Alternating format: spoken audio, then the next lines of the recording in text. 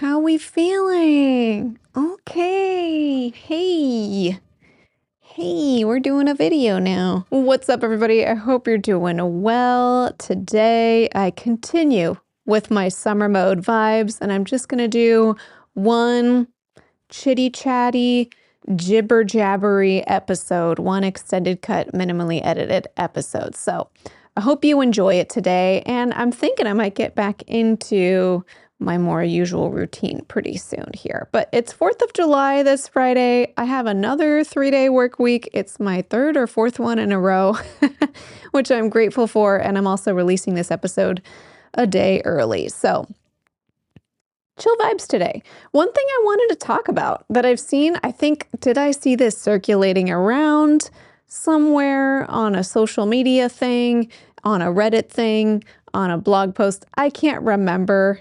But somewhere I have heard folks talk about things that they don't teach you in grad school as a therapist. And I thought, I'm interested in that. What are some of the things that I wasn't taught in graduate school that I feel like would have been really helpful to know? This episode is going to be specific to my personal experiences in grad school and my personal experiences of what I would want to be taught, ideally in graduate school. But first of all, I've been out of graduate school now for kind of a minute. Like, I'm starting to feel like up until the last couple of years, I would have said, like, I'm a relatively new therapist.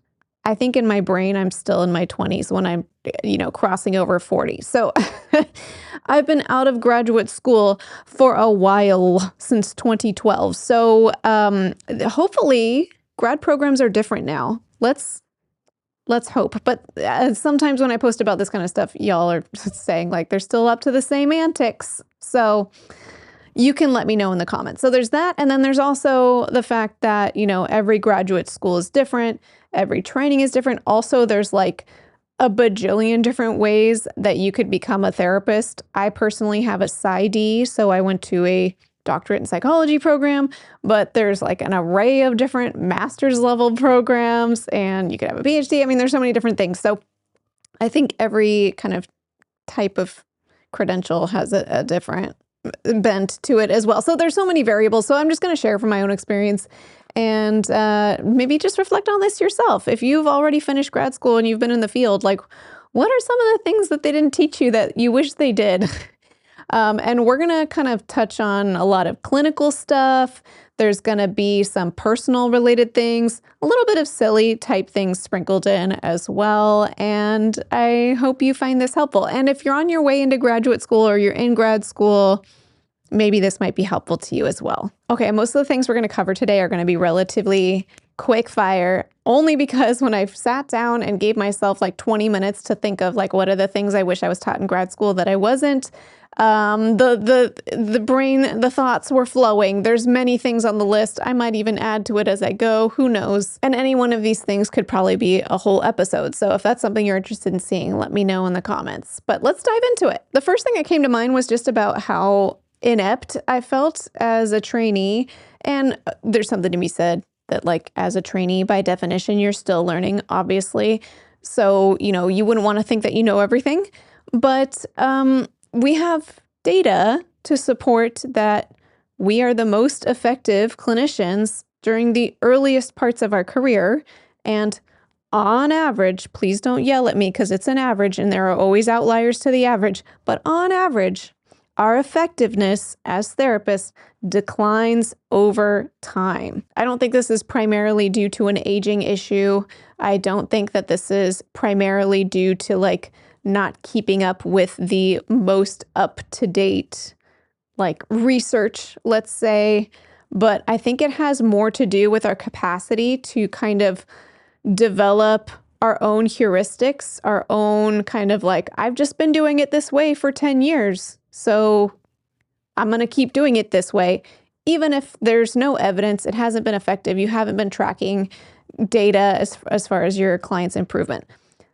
All that to say, this would have been really helpful to know as a trainee because I was so insecure. I had so much self-doubt And looking back now, I do really feel like I had so much more robust knowledge, capacity, and also that sort of like new energy of like, I don't want to mess up. Let me get this right. So I'm going to go above and beyond to make sure I go out of my way to make sure all of my clients are cared for in a very individually tailored way. And I do my best to do the same thing now, but that energy, that almost anxious, not almost, for me, it was very anxious, that anxious energy behind it of like, I got to get this right, really pushed me to give a lot of extra hours to all of my clients individually. And now, if I'm honest, there's a lot of clients that I work with where I kind of go, oh yeah, I know the drill. I don't feel like I need to go out of my way and like brush up on several hours of a prior training for each individual client because I'm seeing a lot of the same kinds of presenting issues over and over again. So yes, that would have been helpful to know. It would have helped my confidence, helped me think like, okay, I'm doing okay. I also wish I was taught just how common and reasonable and normal it is for every therapist to have bad days, to have off days, to have that day where you were up all night with your child while they were, going through a sleep regression or sick or whatever, and you're having an off day. You're not on your A game. And that was not really a container that was discussed in my grad school experience. It's just like, yeah, always be on your A game 100% of the time, no matter what. And that was a lot of pressure and not realistic. It's not normal. Some days you're going to show up to work and operate at 80% and sometimes less than 80%. And it still may be good enough and effective in supporting your clients. But it's helpful to know that we're all going to have days like that. By the way, these are not presented in any particular order. This is just the order that they downloaded out of my brain. So we're going to like weave into like clinical versus career versus other things in and out of all the different topics. The next thing that I wish I learned about as a grad student is that there are so many career pathways available to us as therapists. I think probably in some grad programs, you might be looped into this a little bit more clearly, but it kind of felt like there were just a few pathways available. It's like you could be a researcher, you could be a therapist seeing clients for therapy, and you could do assessments because at the doctorate level, that was also heavily emphasized. And it's like, there's so many things you can do as a therapist, and there's so many things you can do with your training, and there's lots of different professions out there that need therapists that people just don't talk about. I'm not going to trail off into all the professions today, but I think a lot of therapists will start doing agency work as a therapist, like a very specific type of way of being a therapist that I think is probably the one that we most often think about when you're a therapist, and find it difficult or not a good fit or burnout, whatever it might be. It doesn't work for them anymore. And then they think they need to leave the profession. And of course, that is still an option. Anyone can leave the profession at any time, but it sure would be nice to know that we have lots of options available to us and we can always pivot and we can think through where we start off rather than burning out at our first role and then having to kind of pick up the pieces and then discover that there's a whole world of career options for therapists. If you are interested in kind of exploring some of those, I made a video a number of years back about alternative careers for therapists, which now even that framing, it's not an alternative career, it's just therapist careers that we don't often talk about. But yeah, I'll link to that below if you're interested. I also wish that grad school spoke more definitively on like just how atypical and for most people unhealthy it is to see 35 plus clients per week. This is one of those things, all of these things I hope have changed since I was in grad school, but this is one of those things where I'm like, are they doing a little better with this one? Because in grad school, even my professors who were professoring with a huge chunk of their time were seeing 35 plus clients per week. Not all of them, but it was just like very normalized. And I even had a professor who saw over 40 per week and like shamed people for seeing less. Just like, listen, if this is news to you, in my opinion, on average, like 20 clients a week is full-time, maybe 25. If you are doing a bunch of billing and insurance and things like that, then maybe like 15 is full-time. And you also don't have to do it full-time. You can do it any which way. But back when I was seeing like 18 or 20 clients a week, I used to tell people that I did private practice part-time.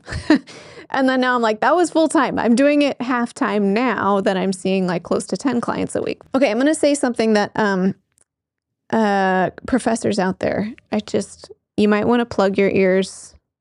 And also, this has to vary depending on which grad program you're a part of. But I wish I knew in graduate school that my professor's experience did not represent the average therapist's experience. Which now, maybe that feels like Captain Obvious, because yeah, they were being professors. And at my school, at that time at least, it was very apparent that the professors were wildly overworked. And now I saw a job posting at my old school and I saw the pay and realized how low they pay. They pay less than other local graduate programs by like $30,000 a year. So also how wildly underpaid they must have been as well. That's maybe that's going to represent one experience, but the average therapist isn't like professoring with a bunch of their time. And so that would have been really helpful to kind of have that illuminated. I think I picked up on some of it because I had my supervisors and different practicum trainings to kind of witness other therapist experiences. But I used to think that like being a therapist was just this like draining, overworked, thankless experience, and it didn't always have to be like that. Okay, and the next one is probably one of the more obvious things that I would talk about in this video, but I don't even want to emphasize it today, and that's just how little we're taught about private practice. And by little, like I wasn't taught anything about private practice at all. I had a couple of professors who were in private practice, and they seemed to like it as far as I could tell. But then there were other professors who very actively poo-pooed private practice. Like they might have even been like, hey, there's other professors here who do that, but like, we don't do that. We should not do that. So that was fascinating. But yeah, there was like no resources at all, even though so many of us end up in private practice. So there should be more access to information to start a private practice. But here we are. I'm not going to dwell on that one because that one kind of feels like the obvious thing that I was going to say, and I have plenty of videos about private practice, so we'll just move on. I'm reading the notes I took, and then I feel like the next one is just so obvious, but then is someone going to not like this and tell me in the comments, which I fully support your freedom of speech in the comments, by the way. You're always welcome to disagree and that sort of thing. But, you know, I still am allowed to have feelings about it, okay? Both can be true at the same time. But yeah, listen, I wish that we were more directly taught about just how systemically broken the entire mental health system is. It is a hot mess. It's not our individual responsibilities to fix it. It doesn't mean that being a therapist has to inherently be broken, but we absolutely have to acknowledge that the system as it is now, as well as the entire history, the foundations that our entire profession are built on are racist, sexist, ableist, homophobic, transphobic, all the ists and the phobics. That you can think of. And now it's sort of like we built, I say we, but whatever, our quote unquote forefathers built this system that was designed to perpetuate marginalization of marginalized groups. And now we're trying to take the parts that seem good enough to keep and hopefully use our powers for good to give voices and empowerment to folks who are marginalized. But we're having to deconstruct the system that we came from and rebuild it in order to do that, and do so in a context where the existing system that pays for therapy is also inherently corrupt. Is that a hot take or just a statement of truth? Depending on who's listening, you're going to hear it in different ways. This is something that I did not used to believe and have only really more recent, like, and kind of embarrassingly recently started to realize and truly believe that this is like a pervasive truth everywhere. Not everywhere in each individual person per se. I mean, we all have our biases inside, so maybe in that sense, yes. But I believe there are individual therapists actively pushing back against this, harmful system that we're operating in, but we're still confined within the system that is a harmful system. I wish we were taught about that. How wonderful would that be if that was like a core part of graduate training? Please tell me that it's different now. Are there some programs out there that are teaching this? I would love that. Another thing that I wish we were taught in graduate school is that prioritizing yourself, your well-being, your values is also what is ultimately best for our clients. I think I always felt it like this, like I have to just make sure I have enough of like a bare minimum of whatever I'm needing to like be okay as a person, and then just endlessly pour out to my clients and to my grad program. And some of that may have just been me like mirroring and projecting my own dysfunction that I already had, which is very much true. But I don't really think I heard that taught either, of like, hey, make sure you're doing okay. Make sure you take care of yourself. Not like at a bare minimum, but like do everything within your reasonable access to make sure you're taking care of yourself. And that will only make your work better. I did not hear that messaging. I don't remember hearing that messaging. Okay, I'm like sighing between each of these because I'm like, these are such big problems in my mind. Okay, the next one that I wish we were taught in graduate school is that genuine, vulnerable therapist friendships are so invaluable. And what better place to learn that than graduate school, where you are surrounded by fellow therapists in a pretty vulnerable position as trainees. And like that's just wasn't taught, like community, and maybe it was emphasized like from a networking point of view. And at least for me, I carried this feeling, at least, that I needed to kind of put on a mask and hide my true self from colleagues, professors, peers, that sort of thing. And that's not helpful. I mean, there's a time and a place for that, but like we need places where we take that mask off. And fellow therapists, we have the ability to do that in such a unique way when the person we're taking our mask off with is also a therapist. We also need spaces where we can take our mask off in general, not just with fellow therapists, but there is such a high value that I have now on how important it is to have fellow therapists supporting us, truly seeing each other, not competitively, not being just like uber professional, just being yourself with each other in the same space, whatever you're doing in that space, whether it's consult group or hanging out or anything else. Like, we need that. And when we have it, it is so helpful. And I have so many therapist friends feeling like I don't know where to find, I don't have it and I don't know where to find it. And I try, and then it like people are competitive, or it feels like really difficult to get to know somebody. And so if you already have it, cherish it, nurture it, foster it, like be intentional with it.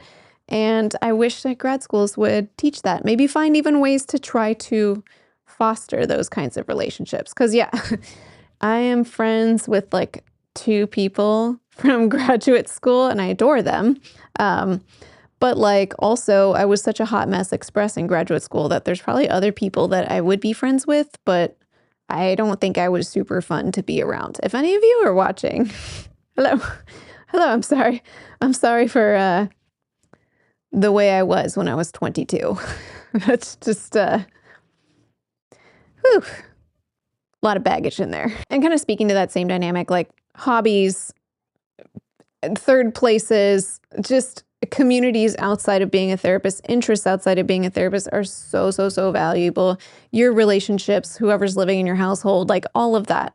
where you can just take your mask off and be yourself is so important. This one's a little silly, but also serious. Food, water. I wish I had learned more that we should eat it, we should drink it. It's just kind of baffling to me how much we worked, and then it's like, well, when do you eat? And when do you drink? And you're not allowed to drink in session? Which I held on to that belief for a long time. I no longer believe it, but I still abide by it. You know, like habits die, bad habits die hard. So I'm usually pretty terrible about drinking water during session, even though now I'm trying.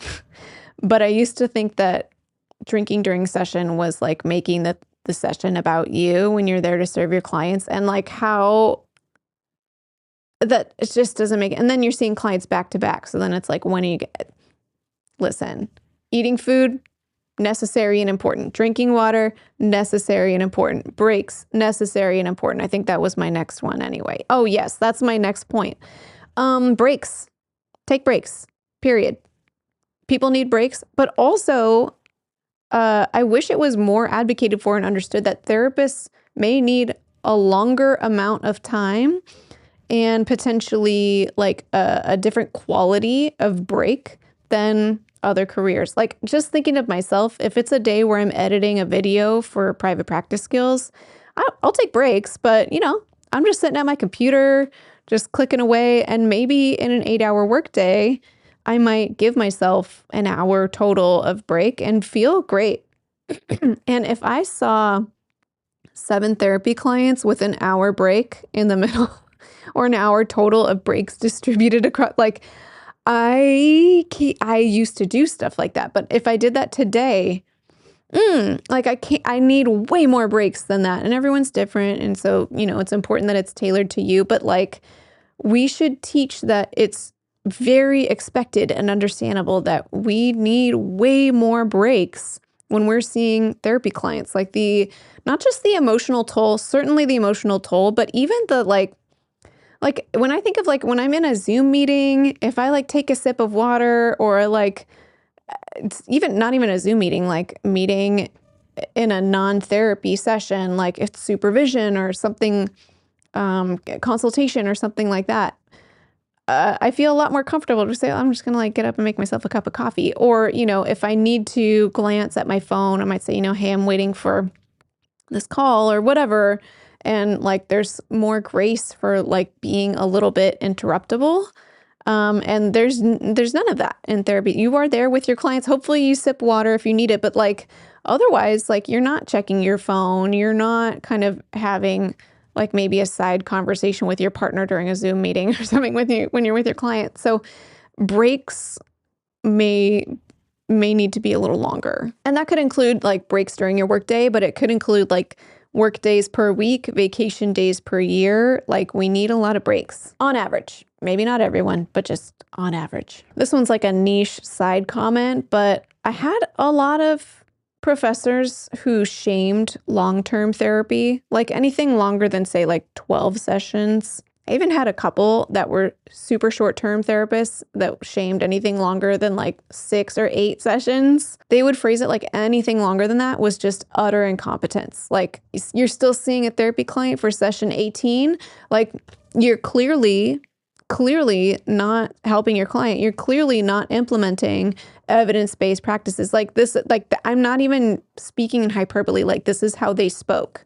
Not every therapist. Some therapists had a little bit more subtlety to how they did this shaming. But listen, there's long-term therapy, there's short-term therapy. I mean, I drank the Kool-Aid. I used to think like, oh, therapy should take max like 6 months. And if you're still seeing a therapist at 6 months, then your therapist is doing something wrong, right? That was the mentality that I used to have. And then I graduated and started working in private practice contexts. And before I graduated, I was working in these like really high acuity contexts for the most part, where the treatment interventions were much more focused on like getting somebody out of immediate crisis, which yes, being in 6 months long of immediate crisis, though it does very much happen to people, that is, we need to move faster. We need to get them out of their crisis ASAP. But A lot of people are working on different dynamics that take a long time to unpack. And maybe they want to take a long time to unpack it. Or even if they don't want to, stuff takes time. It takes time. So it just depends on the context you're working in, the type of work that you do. And we don't need any shaming either way. And I just wish they talked about how common it was for folks to be more long-term, like more than 12 sessions long-term. This one could be a multiple episode series, but I'll just name it and carry on. But I wish we had more training and teaching in graduate school about how to hold our client trauma without feeling burdened by it. And I think a lot of that happened more on like our training sites or in supervision as it came up. But I don't really recall there being like actual lessons or teaching or textbook readings, that sort of thing on the topic. Now, the next one might feel somewhat outdated because so many people are offering virtual therapy, but a lot of us are still meeting in person or doing hybrid as well. And that's the piece of how to prioritize personal safety. And I'm thinking, especially in the context of meeting in person with our clients, there are cyber safety issues that I also see come up that is also important to talk about. But like, I really was not at all taught about physical safety in your session with your clients. And I remember that being a fear of mine. And like, I have professors almost like laughing about it, joking about times when their clients threatened them physically or actually harmed them physically. And just kind of telling it like, oh, haha, one time this happened to me. And I remember thinking like, that's terrifying. And we're in a really vulnerable position a lot of times because of confidentiality when we're meeting in person. Like, there's so many, if somebody had nefarious intentions, it would be much more accessible to harm a therapist than in a lot of other workplace contexts, And I wish that that was something we talked about. It's taken me a while to feel like I've sort of honed in on what I need from an office space in order to feel safe.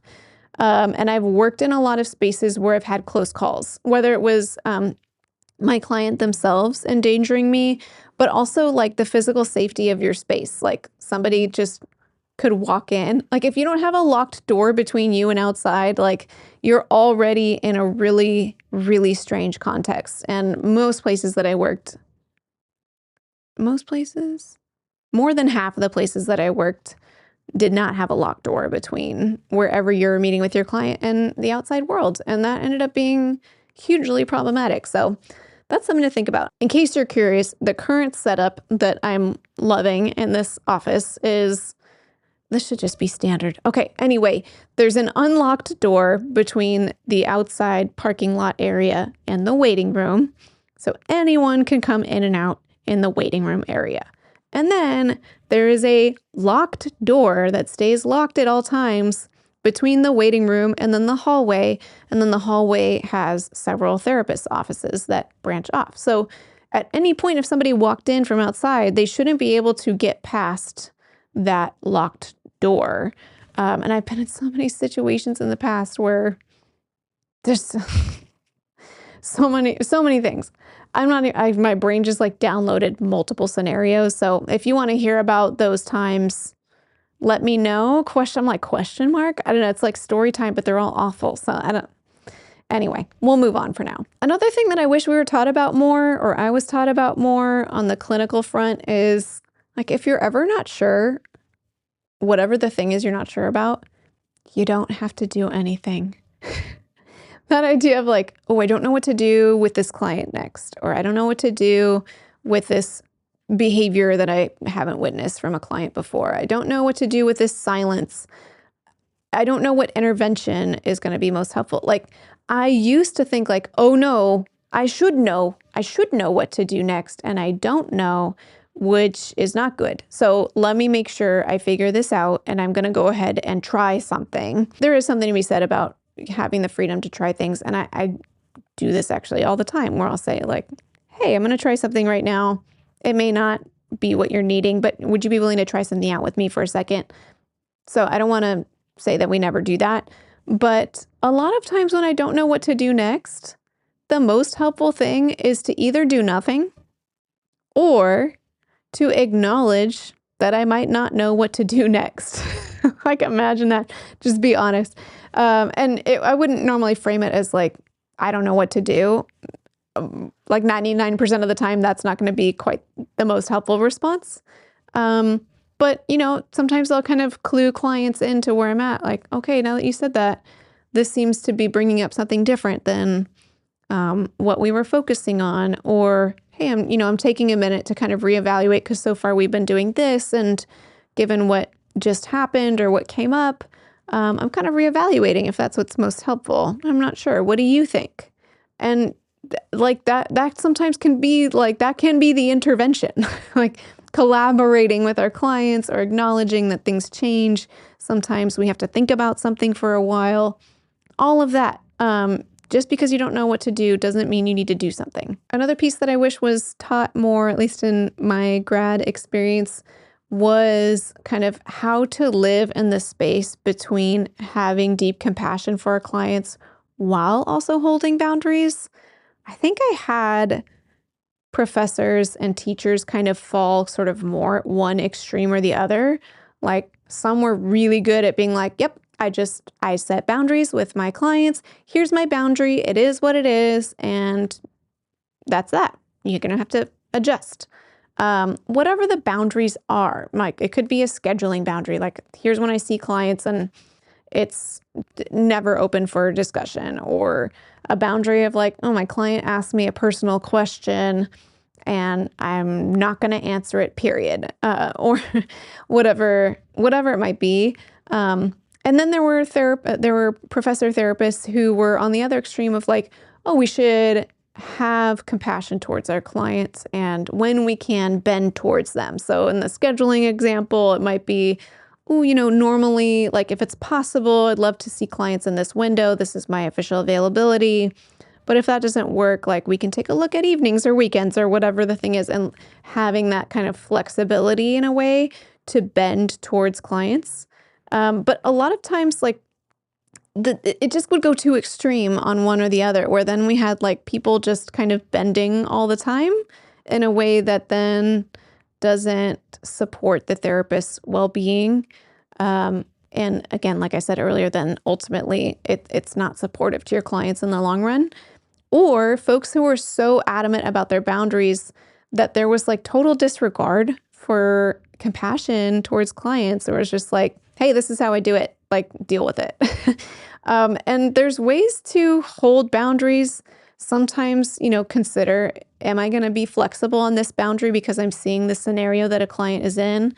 While other times saying like, hey, I'm going to need to hold this boundary even though I have so much compassion for my client's situation. And at least within ourselves, we don't always have to say all this stuff out loud to our clients, but just within ourselves, to be able to hold both of those, to say, oh my goodness, I so feel for this situation my client is in, but I don't think I'm willing to move on my boundary on this one. And that feels uncomfortable. But I think that is really helpful for us to learn to be in that space. I think that is the healthy middle. So I don't even know if I made sense when I said that, but it's something that I think about. Okay, I could keep trailing off, but for today, I'll just share one more of these and then we can always carry on another time. But the last thing that came to mind as far as what I wish I was taught in graduate school is that, you know what? We are here to help people. I don't know if this happens in other people's training or, contexts that you're in, workplaces, but it was like hounded. I felt like it was hounded in us that like, we are not in this profession to help people. And I remember kind of thinking like, oh, okay. And there's something to be said about it. I've shared this at some point in a video before, that the thing that makes this profession feel so sustainable for me is not like I'm helping people so much, this is amazing, but it's how fascinating I find humans, the human mind, how fascinating this whole experience is. So I have to have some level of like, oh my gosh, people are so fascinating. The things I'm learning about are really interesting to me. I'm so curious. And that has a more like intrinsic, sustainable motivation for me.